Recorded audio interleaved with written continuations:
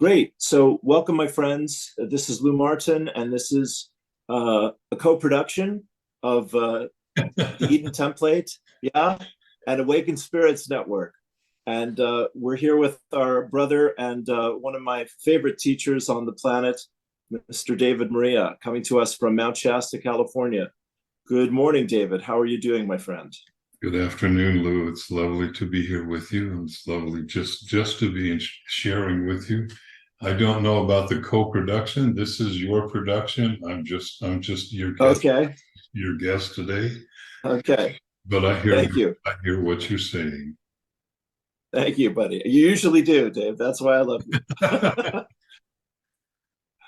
Brilliant. Well, you know, we've just I've just had the pleasure of completing Freedom from the Known, your 12-week classes on expanding our consciousness and healing, the unconscious in our lives and in our ancestry, and a lot of spiritual empowerment. You hold a great space with all of us, David, of acceptance and vulnerability and openness and tolerance and love, which is one of the best things I love about you and your work and your class. And you are an amazing channel. I'm just going to blow you up here for a few moments. Sorry. You're an amazing channel. And I'm proud to know you and to get to chat with you. I want to invite you to talk about anything that is exciting for you at the moment as we go through these great changes in our lives these days. Wow. Okay. Thank you. You're welcome. This is unexpected. Normally, the person that is producing the interview becomes the leader of it, and I just respond. So that's really nice of you. Thank you. My pleasure. And I wasn't expecting it. So at one level, I have no idea what I'm going to talk about. So the Freedom from the Known course, which I'll just give a short plug for it right now. The next one is going to begin on Saturday, October 7th at 11 in the morning on Pacific time. And it is a 12-week course. I've been working on trying to figure out how to arrange the contents of that course and break it up into smaller, more manageable pieces so that it's not so potentially challenging for people to attend that many weeks. And also to lower the cost of each end of maybe 3 classes at once, and just make it easier for people to be able to attend and be able to make it easier in their lives. I know it's a weekend. If you've got family, that's weekend time to be with your kids, et cetera, et cetera, et cetera. And so it's still something that is being worked on. So the course itself is a really, really deep dive into consciousness, into the nature of consciousness. What is it? Who are we? And at its core, the basic premise of it is that each and every person here listening to this interview today, each and every person on the planet is the I Am Presence. And so that's who we've always been. We've just forgotten in the depth of the journey that we've taken into this density, into incarnation. And so what we're really doing is we're just working on removing the layers that we have allowed to become built up around us mentally, emotionally, physically, and spiritually, that put layers or filters between us and the direct perception of who we are. That's the really short description. The long description is we go through a lot of specific meditations designed to help bring those up and clear them or release them. There's a lot of techniques, and the class is always changing. This will be the 10th time that I've offered the class, and it's quantumly different than any of the previous versions that have been offered. This one, it it hasn't really come through yet, but the feeling is this is going to be radically different than it's been offered before. So it's I won't say that it's something that is a push, but I can say that it's a very gentle nudge to to find yourself standing at the edge of that cliff, looking out at an endless void and jumping off with no fear. Brilliant. Brilliant. Into a complete unknown. Yeah. Yeah. Beautiful. You cannot experience this with what you've known. It just won't work. Yeah, that's the price of freedom, isn't it? Letting go of everything we think we know. You know, it goes deeper than that. So it means letting go of all of your beliefs. If you believe something, I don't care what it is, it's true. Even if it's not. Or even if it's a filter, even if it's an overlay that you put between yourself and direct perception of source of God. Yeah. Yeah. So yeah. I hear you. Yeah.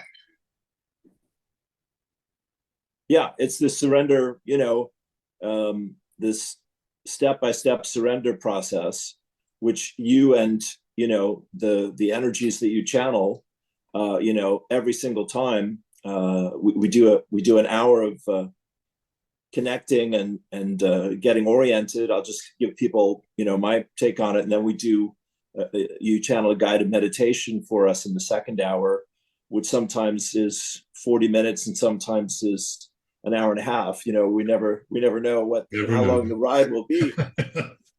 Right. Yeah. And they're absolutely brilliant. And I pass out almost every single time, as far as I recall. But the great thing also I want to share about the way you structured the class is that you record both segments and you make that available to everyone in the class to be able to listen to during the week and after the class. And that's just such a great gift because they are the meditations are profound every single time, is my experience. And as you say, the process of surrendering or uncovering or releasing or letting go is that's the journey. We rarely let go of everything all at once. It's usually step by step. I think. Would you say that's fair? I would say that that's the way that most people do that. So the world's mental institutions are filled with some of the greatest geniuses that are on the planet, and all that's going on is that they woke up almost instantly or definitely too quickly. Their nervous system, it can be likened as a metaphor to going to a gym. If you haven't worked out in 5 years or even longer, and you go to a gym right. and you lift weights for 12 hours straight, your body's going to just go, oh God. The next day, you haven't. And it's the same when we wake up. You give yourself time to build up, quote unquote, your spiritual muscles. You give yourself time to build up your consciousness, to build up the strength of your nervous system so that you're able to handle the increase of energy coming in. I have quite a few friends that woke up too quickly and they went a little crazy for a while. Fortunately, fortunately, eventually they did stabilize, but it was pretty wonky for a little bit, and they went in some really strange places, and that's okay. It's part of what we do, but this is more a slightly gentler process. Oh God, yes. Absolutely. Yeah. I mean, David, you're a very gentle soul. And the energies that come through you are always so deliberate and delicate and brilliantly expressed and well thought out, that it allows all of us to when we take these journeys with you each week, to completely surrender. I mean, I deeply trust you in your process, and it's a great gift for people to experience that. It's the challenge, as you were saying earlier, is how to fit all of this energy and information and this journey, in an elegant package, in an elegant process over 12 weeks. As I say, I've done it 3 times, and every time it's just been so powerful. And I do want to share that, I was going through this life-threatening, life-changing healing crisis in April and May, and your support and your friendship and your kindness was so, so helpful. And everyone in the class, all of their prayers and support was so dear to me. So, we just never know what's included, when we show up to our spiritual journey. It's pretty extraordinary, and you've certainly demonstrated that to me over and over again. So I want to thank you again. Thank you, Lou. And I have spoken and written extensively that the wounds that we have, the wounds that we carry, whether they be trauma wounds or whatever it happens to be, that's where the goodies are. Is inside of them. I recently wrote that when I was in the 4th grade, in the wintertime I stayed back for after school extracurricular activities, and had to walk home by myself in the dark. This is in the 50s, and where I lived, the streets were lined with trees, and the trees grew up and met each other in the middle, and they formed a really dense canopy, so that at the intersections between the city blocks, there was a street light, and they trimmed the trees so that the light would shine on the intersection. But the street itself, the block itself, it was very dark. And I was really afraid of the dark. And I used to walk as slow as I could through the intersections where there was light. And then I ran as quickly as I could through the dark sections to get to the next patch of light. So not uncommon for a child to be afraid of the dark. It's something that a lot of children experience. But then, as an adult, then I heard the Persian story of a man standing underneath a streetlight looking for something, and a policeman came up and asked him what he was doing, and he said, "I'm looking for my keys." And the policeman said, "Is this where you lost them?" And he said, "No, but this is where the light is." So yes, it's a great one. It's a classic. in those dark places inside of us that nobody wants to go to, nobody wants to look there. Most people are terrified of looking in those places. Yes. But yes. That's actually where the healing is. Yes. It's going into those places. And the dark is really just a place you have not yet shown your light. Yes, beautiful. It's beautiful. not a boogeyman or boogie woman place. It's not evil that is contained within you. It's just a place you haven't looked yet. Yeah. Yeah. Yeah. Well said. Beautiful. And, Beautiful. Well, I certainly, yeah, go on. and once you become even just a little bit more comfortable with doing that work, it becomes easier and easier and easier.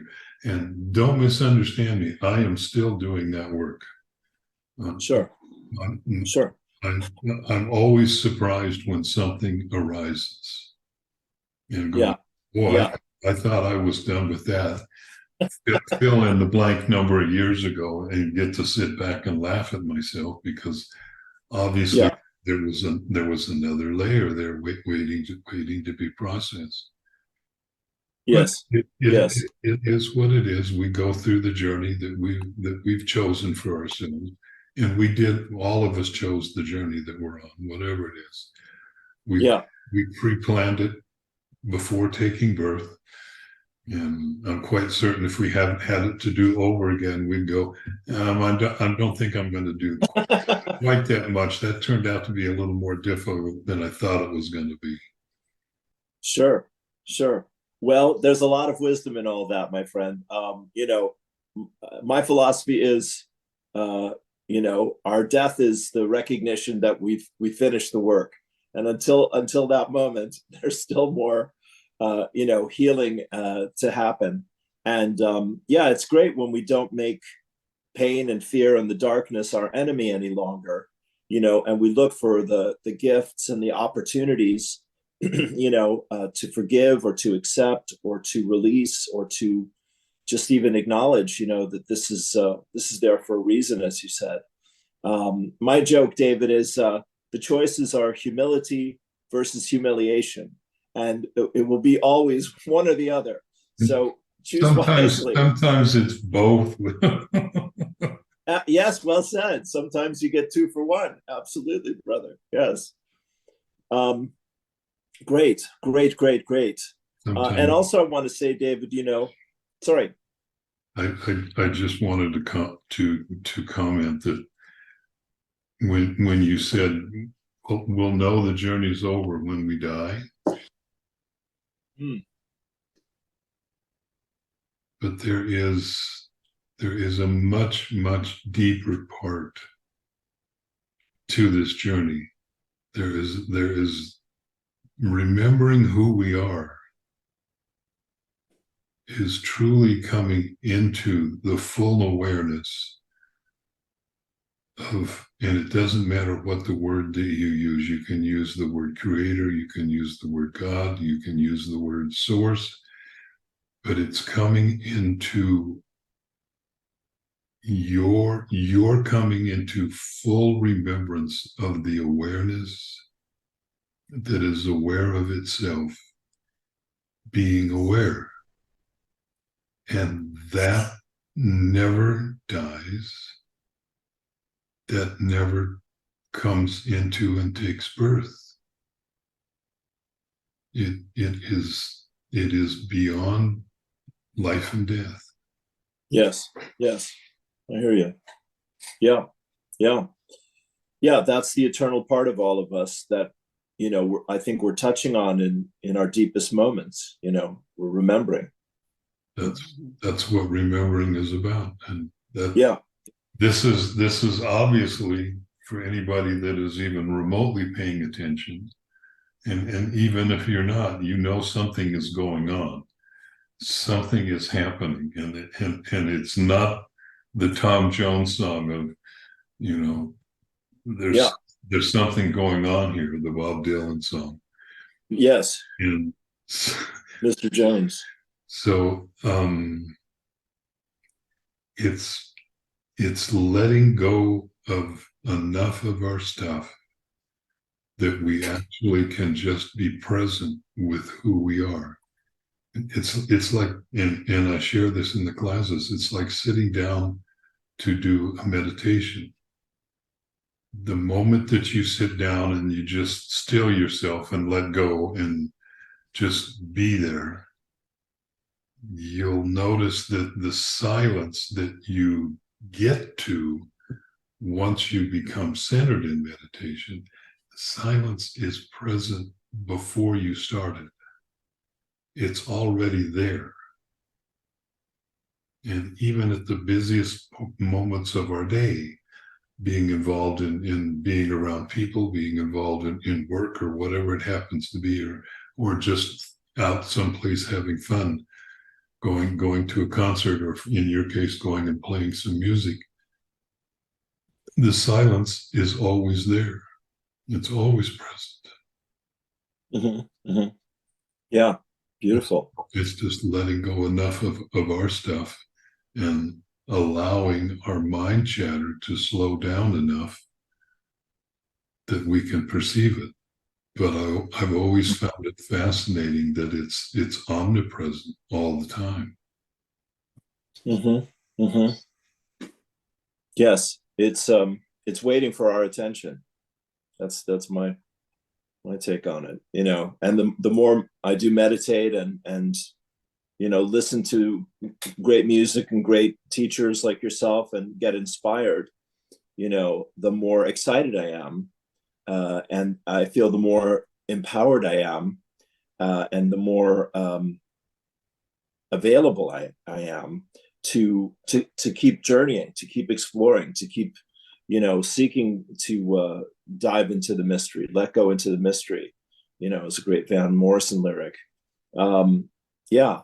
Do you want to say anything about how you come to teach this material, so people can have that awareness?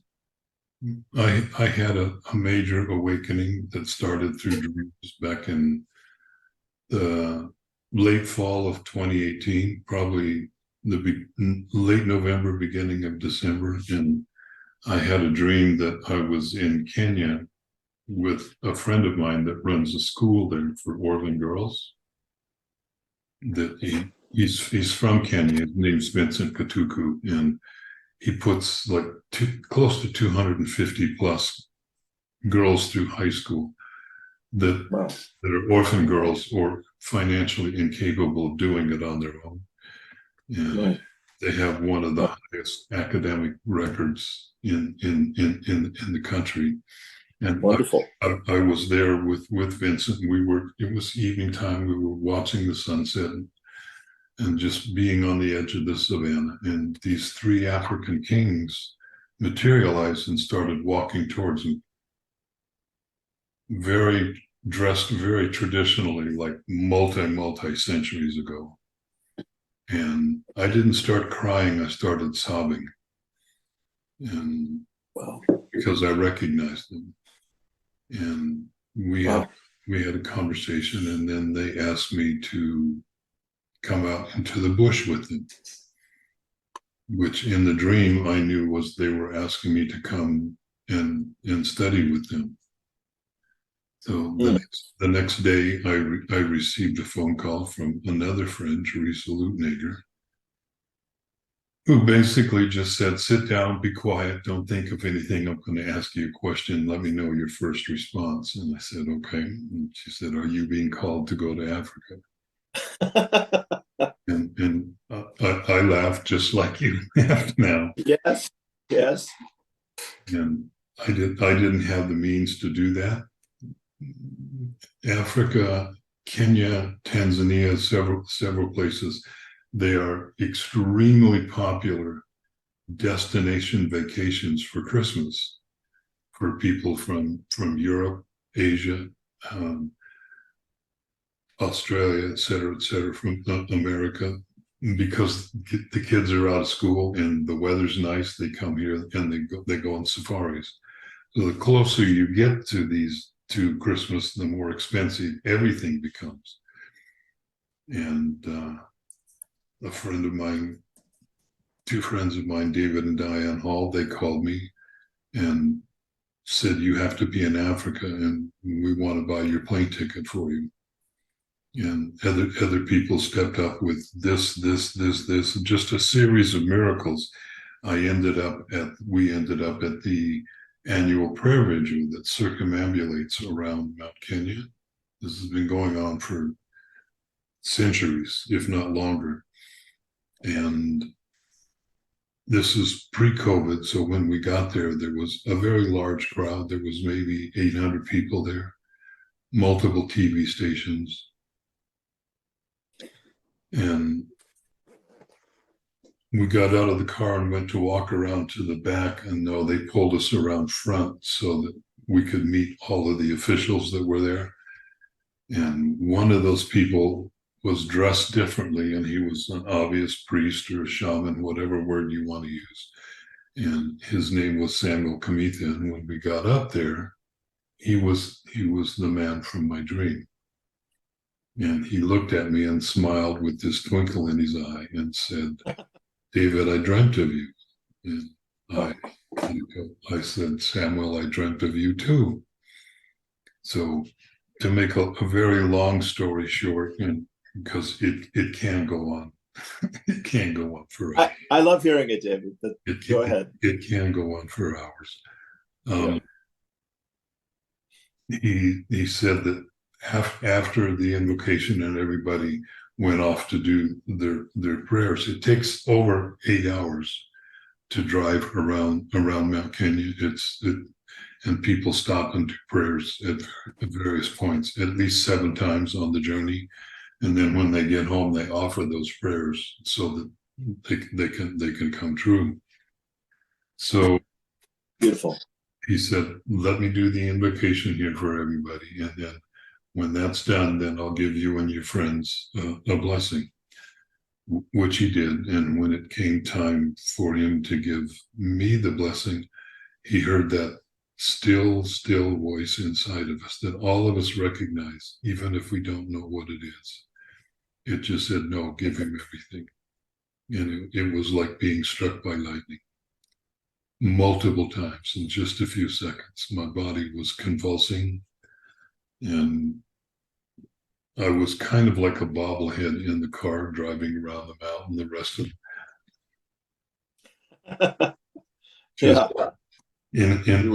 just in a complete altered state. And I was in an altered state when just arriving there. Right. So over the course of the next few days, Samuel might call me, and it wouldn't matter what he was calling for. It might only be a 1 or 2 minute conversation. He could ask a really innocent question like, "What's the weather like there?" Which is, the answer is always going to be, "It's hot." Right. It's Africa on the equator. But yes, that was always a transmission, and it would put me right on the ground. It's the only way that I could handle it is to lay fully on the earth and help stabilize the energy current, which is what I speak to about waking up potentially too fast. So while I was there, Eden template transmission came, which is the very first meditation in the first class in the course, Awakening Your Original Soul Blueprint. And it arrived the way that transmissions do. It just comes instantly, and then it gets to unpack, and now you know more about what it is. I returned home and spent the next 3 months sitting in my house looking out the window, just staring off into space.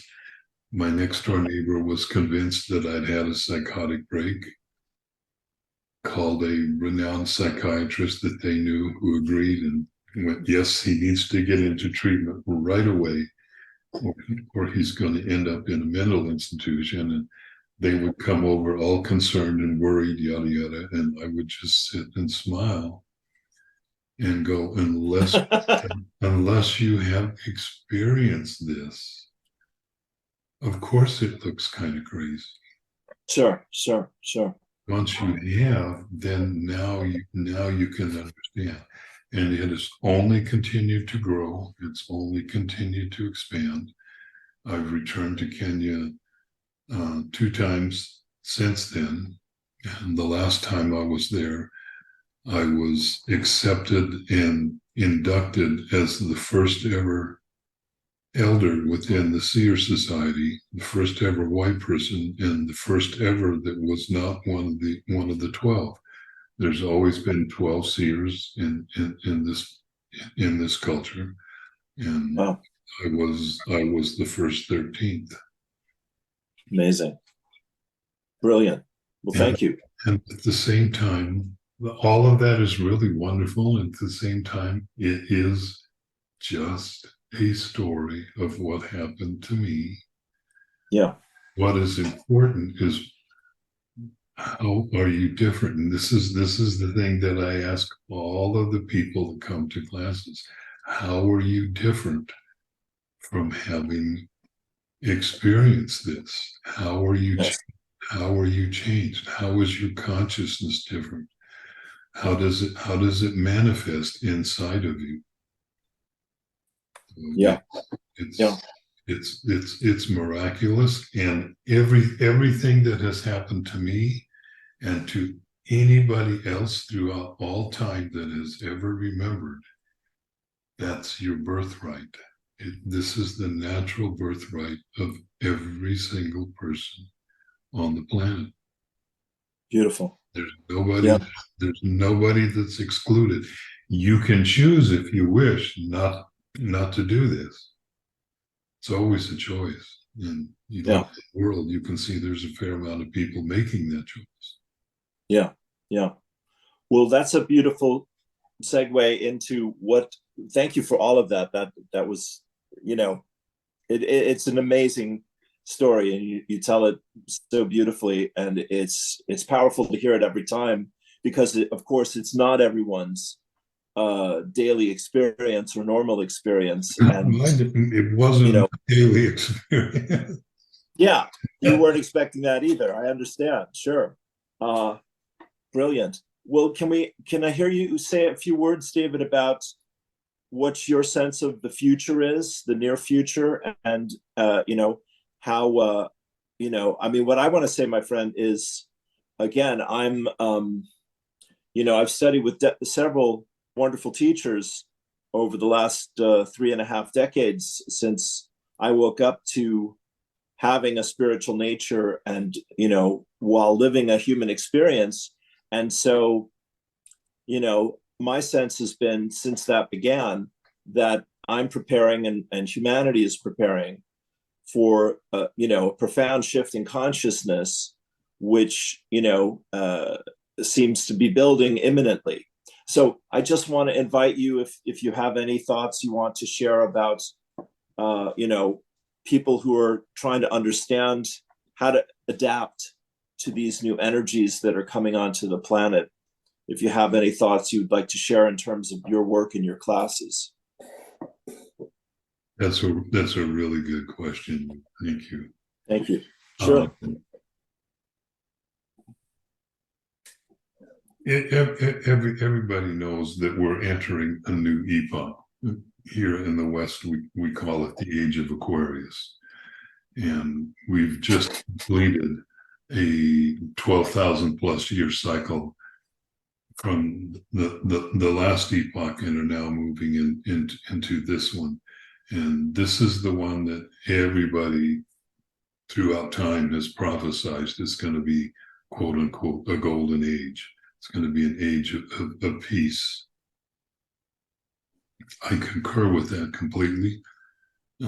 Back in the end of March, we went through a major reset in the overall collective energies, the collective energy field generated by everybody on the planet, where enough people had made the shift internally inside themselves as individuals, that when you added all of that up together into a very, very large field, then what happened is it shifted the trajectory of the collective that's available to everybody. And what I mean by that is that the potential for everybody to step into the remembrance of who they are is now wide open. There are no restrictions anymore. And we have gone through several resets since then. One of them was a disconnect, or a disconnecting from the lower timelines. and now the dominant frequencies that are present for everybody is working with the higher spiritual frequencies that are here. One of the core focuses has been connecting, each person connecting with their I am internally, and to such a degree that they become that. And there are lots of people that have spoken about what is coming. I am not, I am a seer, but I'm not a seer that can see. One of the gifts that I have is I don't have the ability to see the future in terms of how it's going to come into manifestation. And I think it feels like part of the reason that is the case is because it's changing so swiftly that nobody can really see very far, even the most advanced seers on the planet. But we all sense it. You can all feel the magnificence of what's coming. And from my perspective, I don't think any of us have a clue how absolutely magnificent and glorious it's going to be. We've just barely taken the first little tiny baby steps in terms of entering into these frequencies and co-creating it and co-manifesting it, because we are creating what is going to be the new world, the new earth, and it's up to us to decide what it is that's going to be. How do we want to live? And each one of us has to make those choices, and then we go about creating it and adding our energy to the overall piece of what it is that can come into manifestation. I realize that's not a whole lot of information. There's not a lot of details about how things, but we will see a shift from the way that all of the planetary systems work to new systems that are based upon sharing. So in most indigenous cultures around the world, the wealthiest people within a tribe were the ones that gave away the most. So Beautiful. we've kind of reversed that as a culture now. The ones that we idolize are the extremely wealthy people, and there's nothing wrong with wealth. Don't misunderstand me. Wealth is abundance, and it is your birthright to have as much as you wish. It's not an issue. What is the change that is coming is that in a lot of cases, the way the systems are built, it's built on people holding on to whatever money that they have, or abundance, and generating even more. But that's not how abundance is naturally meant to work. It's meant to be like a river. It flows. It comes through us. So some days there's a lot of money that flows through my life, and other days it's a little more like a drought. But I don't hold on to it. I don't hold on to the energy that flows through me, and that's one of the really big things that we teach in the course is not to hold on. Let it flow through. Let it continually flow through, because it's never going to stop. It's never going to stop. You can be a completely awakened person and let it all go, and the next moment more energy is still going to flow in. That's just the way that it is. And if you attempt to dam the river, all you do is back it up, rather than letting it be free. So we're moving into a time to where everybody is going to be able to perform what we consider to be miracles, to do miraculous things. And it's already happening. It just may not be super visible to everybody. because at the same time that the current systems are collapsing and breaking down, and you don't have to be a rocket scientist to look and see the places where the dysfunction is so immense that it's collapsing under its own weight. But at the same time, the new is arising. Yeah. May not be just quite as visible, if you will. Beautiful, beautiful. Yeah, yeah. That was lovely. I mean, my excitement, honestly, one of them is seeing younger people, really deeply tuned in. A lot of kids in their 20s, stepping into their power with great authority and clarity, and it's like, wow, look at this. Yeah, Yeah, it's that coming, definitely. that is really fabulous. And the reason that they can do that, the reason that they could even come into incarnation is because of the old fogies like us that over decades did a lot of the really heavy lifting to be able to break up the energy field, to be able to clear the energy enough so that these very pure children could even approach. Most of them have not taken birth on the earth before, so that energetically they could even approach the energy field of the earth in order to take incarnation. And it's going to be Sure. absolutely incredible to see what happens with them. Yes, yes, good point. And Patricia calls them the holy innocents. and and yes, for those that are curious, I am older than dirt. No, you're well, me too, and as we said, it's an eternal journey, and it's humiliating and humbling and exciting and amazing all at the same time. It's wonderful. We get all aspects of it. Yes, yes. Well, thank you for your time as always, brother. Is there anything else you want to leave us with as we come down the home stretch? We could do this all day. Yes, we can do that. We can do this all day, but nobody probably wants to listen to us do that. You can, if you want more information about me, you can find me on Facebook, send me a friend request. I'll be more than happy to accept it. Beautiful. You can find me on the net at my website, which is just theedentemplate.com. There'll be a little image at the end of this video that will have that address on there for you. And Great, great. the next Freedom from the Known course begins October 7th. And I look forward to, if you feel an energy in relation to this conversation and you resonate with it, and I look forward to you joining us. It is a wonderful experience, and it is a very deep bonding within the group of people that come. You'll form friendships that will last an extremely long time.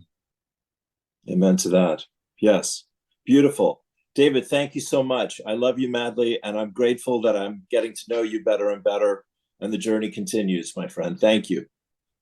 Thank you, Luna. I'm really happy to hear you say that you love me badly, because every now and then, it's not real common, but it does happen. Somebody will say to me, are you crazy?